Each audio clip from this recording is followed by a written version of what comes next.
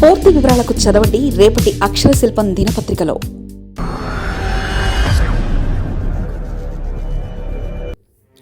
ప్రాణం ఖరీదు తెలియని సర్కార్.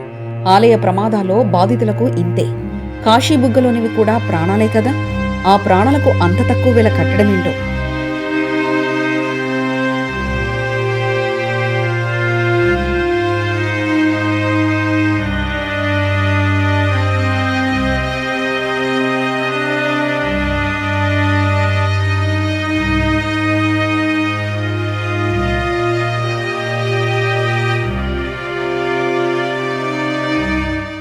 ఆలయాల్లో జరిగిన వరుస ప్రమాదాల్లో చాలా మంది మృత్యువాత పడ్డారు.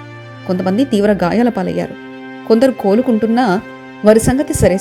ఇక ఆలయాల్లో చనిపోయిన వారికి ఎక్స్గ్రేషియా విషయంలో ప్రభుత్వం ఒక్కో విషయంలో ఒక్కోలా వ్యవహరిస్తుంది. ఇందులో ఎలాంటి సందేహం లేదు.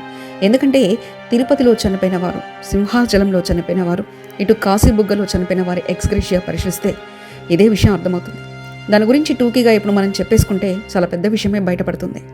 ఏడాది జనవరి మొదటి వారంలో వెంకటేశ్వర స్వామి సన్నిధిలో తిరుపతి వైకుంఠ ద్వార దర్శన టోకెన్లు జారీ సమయంలో జరిగిన తొక్కిసలాటలో మృతి చెందిన వారి కుటుంబాలకు ఒక్కొక్కరికి 25 లక్షల పరిహారం టీడీటీ ద్వారా చెల్లించారు. జాతీయ విపత్తు నిధి నుంచి కేంద్రం ఇచ్చిన పరిహారం అదనం. ఈ ఏడాది ఏప్రిల్లో చందనోత్సవ సందర్భంగా సింహాచలం కొండపై గోడ కూలిన ఘటనతో 7 మృతి చెందారు. ఒక్కొక్క కుటుంబానికి 25 లక్షల పరిహారం చెల్లించారు. జాతీయ విపత్తు నిధి నుంచి కేంద్రం ఇచ్చిన పరిహారం అదనం. ఇటీవల కర్నూలులో జరిగిన ప్రైవేట్ ట్రావెల్ బస్సు ప్రమాదంలో సజీవ దహనమైన 19 మంది కుటుంబాలకు ప్రభుత్వం 5 లక్షలు, కేంద్రం 2 లక్షలు, బస్సు యాజమాన్యం 2 లక్షలు ప్రకటించాయి. కాశీబుగ్గలోని వెంకటేశ్వర స్వామి కార్తీక ఏకాదశి దర్శనం క్యూ లైన్లో తొక్కిసలాట కారణంగా 2 రోజుల క్రితం 9 మంది మృతి చెందారు. బాధిత కుటుంబాలకు ఒక్కొక్కరికి రాష్ట్రం 15 లక్షల చొప్పున పరిహారం ప్రకటించి చెక్కులను పంపిణీ చేశారు. వైకాపా అధినేత 9 బాధిత కుటుంబాలకు పార్టీ తరఫున 2 లక్షల పరిహారం అందిస్తామని ప్రకటించారు. ఏడాది వరుసలో జిల్లాలో జరిగిన 2 గ్రానైట్ క్వారీల ప్రమాదంలో 6 మృతి చెందారు. ఒక ప్రమాదంలో మృతి చెందిన 3 కుటుంబాలకు యాజమాన్యం 17 లక్షల చొప్పున చెల్లించింది. పిడుగుపాటు కారణంగా మృతి చెందిన మరో 3కి కార్మిక సంఘాల ఆందోళనతో 8 లక్షలు, ప్రభుత్వం నుంచి 4 లక్షల పరిహారం ఇవ్వడానికి అంగీకారం కుదిరింది. రాష్ట్రంలో అత్యాచార ఘటనలో రాజకీయ కారణాలతో ప్రత్యర్థులు చేసిన దాడిలో మృతి చెందిన కుటుంబాలకు ప్రభుత్వం తరఫున పార్టీల తరఫున పరిహారం అందించడం పరిపాటిగా మారింది. ప్రమాదం ఎలా జరిగినా, ఏ సందర్భాల్లో జరిగినా దానికి బాధ్యత వహించాల్సిన ప్రభుత్వం బాధిత కుటుంబానికి అండగా ఉందని చెప్పడానికి పరిహారం చెల్లించడం ధర్మం. విశాఖలో హిందుస్థాన్ పాలీమార్స్లో జరిగిన ప్రమాదంలో మృతి చెందిన కుటుంబాలకు ప్రభుత్వం 1 కోటి పరిహారం ప్రకటించి చెల్లించింది.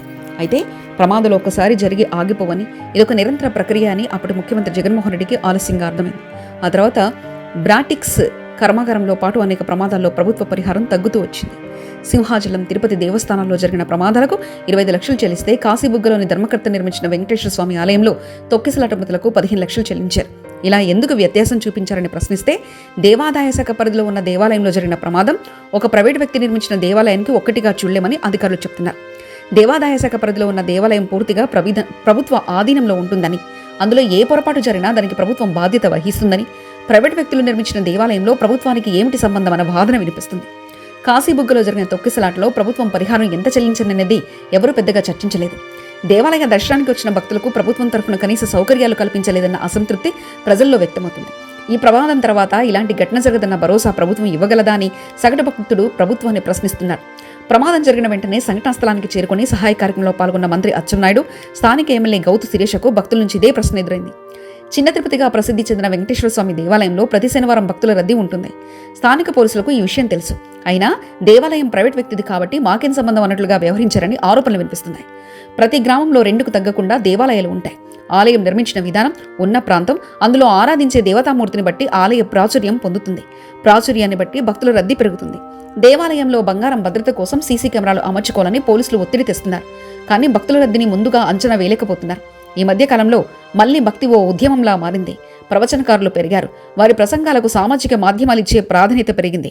ఒకప్పుడు ఎవరికి పట్టని రోజులు ఇప్పుడు అత్యంత పుణ్యదినాలు అయిపోయాయి. గోదావరి పుష్కరాల్లో మొదటి గడియల్లోని స్నానం చేయాలన్న ఆరాటమే అనేక మంది ప్రాణాలు తీసింది. ఇందులో నగరానికి చెందిన బలగవాసులు ఉన్నారు. ఈ మధ్య ఆధ్యాత్మిక టూరిజానికి మంచి గిరాకీ వచ్చింది. ఎక్కడ పడితే అక్కడికి జనాలు ఫాలోమని వెళ్తున్నారు. ఈ సందర్భంలో బస్సు ప్రమాదాలు జరుగుతున్నాయి. గతంలో చనిపోయేలోపు ఓసారి కాశీలో అడుగు పెడితే చాలనుకునేవారు. ఇప్పుడు కాశీలో 9 రాత్రులు గడిపి వచ్చామని చెప్పిన వారి సంఖ్య పెరిగిపోయింది. గోదావరికి మాత్రమే పుష్కరాలు మనకు తెలుసు. ఇక టూరిజం అంశం కావడంతో ఆ తర్వాత కృష్ణాకు చేశారు. అంతర్వాహిని అని కొందరు అసలు భూమి మీద ప్రవహించడం లేదని చెప్పే సరస్వతి నది కూడా ఆ మధ్య పుష్కరాలు జరిగాయి. ఇవన్నీ ఆధ్యాత్మికవేత్తలు కల్పించిన ప్రాచుర్యంలో భాగమే. ఇప్పుడు సగటు మనిషి బాగోగులు చూడాల్సిన ప్రభుత్వాలే ఎందుకంటే తమది సంక్షేమ రాజ్యమని, రామరాజ్యమని చెప్పుకుంటున్నాయి. కానీ ఎక్కడ చనిపోయినా, ఎలా చనిపోయినా పరిహారం ఇవ్వాల్సిందే. చివరికి కమ్మ, కాపు వ్యక్తుల మధ్య వ్యక్తిగత కక్షలతో హత్యలు జరిగితే కోట్లాది రూపాయలు ప్రభుత్వం చెల్లిస్తుంది. ఎందుకంటే ఇక్కడ ప్రాణం అంటే ఓటే. చనిపోయిన వాడి కులం ఎంత బలమైందో అంత రేటు పలుకుతుంది. ఆ మధ్య ముఖ్యమంత్రి కులం, ఉప ముఖ్యమంత్రి కులం చిన్నబుచ్చుకోకుండా డబ్బులు సర్దారు. కాబట్టి కాసి బుగ్గులనివి కూడా ప్రాణలే. వాటికి కూడా విలువ ఉంటుంది. అయితే ఆ ప్రాణాలకు అంత తక్కువ విల కట్టడమే ఇక్కడ వచ్చిన పెద్ద చిక్కు. మరిన్ని కథనాల కోసం సబ్స్క్రైబ్ చేసుకోండి మీ అక్షర శిల్పం. పూర్తి వివరాలకు చదవండి రేపటి అక్షర శిల్పం దినపత్రికలో.